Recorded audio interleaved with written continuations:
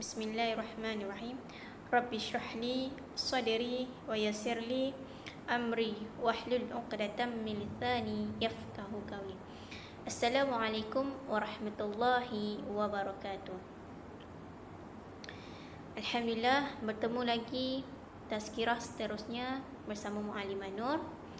Baiklah, sebelum tu Muallimah nak kita selawat 3 kali. Allahumma salli ala Sayyidina Muhammad wa ala alihi Sayyidina Muhammad. Allahumma salli ala Sayyidina Muhammad wa ala alihi Sayyidina Muhammad. Allahumma salli ala Sayyidina Muhammad wa ala alihi Sayyidina Muhammad. Kaifa halukum jami'an? Apa khabar kamu di rumah? Baiklah, Muallimah harap awak di rumah semua baik-baik saja, dalam keadaan yang sihat. Baiklah, sebelum tu Muallimah nak tanya, siapa yang solat subuh pagi tadi?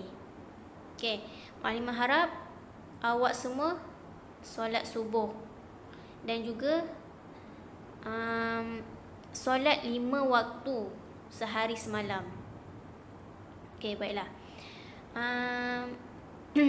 Tajuk tazkirah yang Muallimah Nur nak sampaikan hari ini adalah hati bersih penentu akhlak mulia. Okey, baiklah. Seterusnya, sesungguhnya anggota badan yang diciptakan paling mulia dalam diri manusia iaitu hati. Hati dalam bahasa Arab iaitu qalbu. Allah Subhanahu Wa Taala berfirman yang bermaksud, dan Allah mengeluarkan kamu daripada perut ibumu dalam keadaan yang tidak mengetahui sesuatu apa pun, dan Dia memberi pendengaran, penglihatan dan hati agar kamu bersyukur. Allah Subhanahu Wa Taala menyebutkan 3 perkara ini dalam Al-Quran sebanyak 132 kali yang menggambarkan kepentingannya kepada manusia. Melalui telinga mukmin yang memperoleh pelbagai maklumat dan pengetahuan untuk bertindak dengan setiap ilmu yang didapati. Begitu juga dengan mata. Mukmin dapat melakukan perkara yang membawa kebaikan kepadanya dan umat lain di bumi ini. Tidak kurang juga dengan hati, kerana kalbu memberi mukmin ketakwaan dan kecintaan lain di muka bumi ini.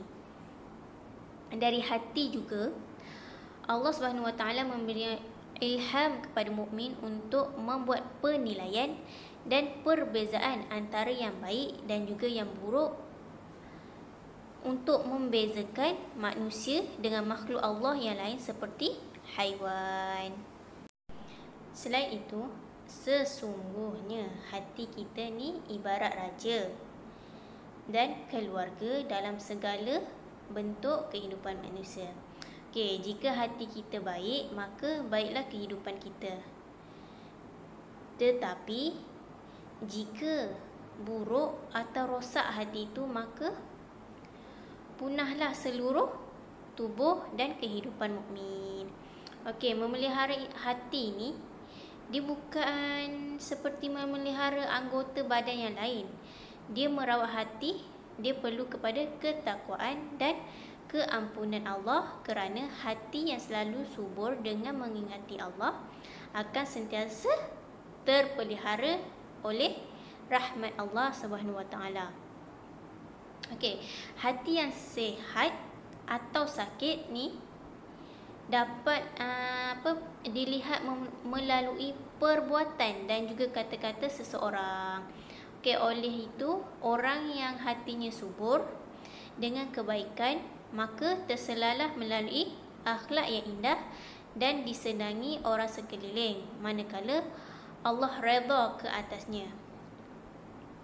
Bagi orang hati yang bermasalah, kotor, sakit dan tidak bersih juga diterjemah melalui perbuatan buruk, tidak beramal soleh, bahkan dia tidak memberi kebaikan kepada diri dan juga orang sekeliling.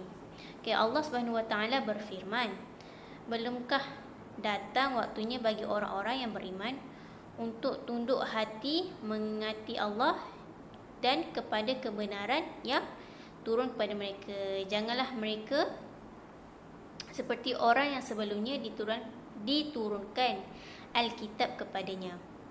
Kemudian berlalulah masa yang panjang atas mereka, lalu hati mereka menjadi keras. Dan kebanyakan di antara mereka adalah orang yang fasik. Surah Al-Hadid ayat 16. Baiklah, seterusnya, bagi hati yang keras, sungguh banyak waktu yang dimiliki, tetapi tidak disibukkan dengan mendekati diri dengan ayat-ayat Al-Quran.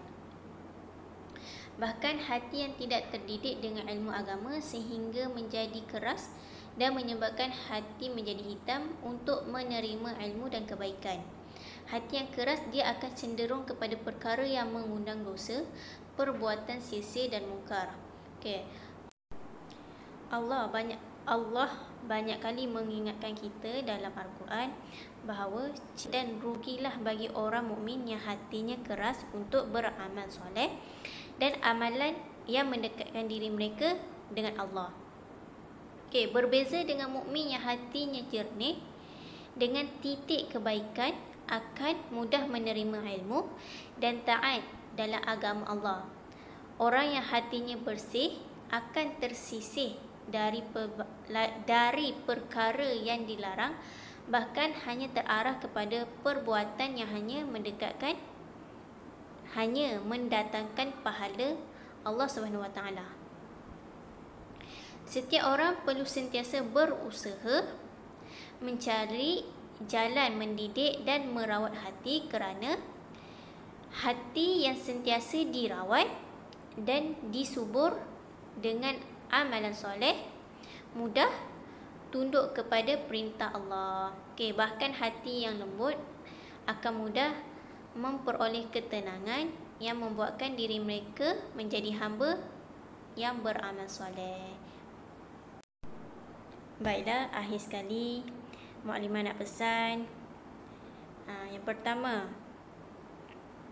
sentiasa solat. Sentiasa solat.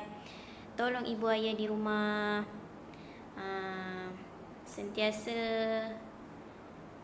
dalam keadaan yang sihat, sejahtera.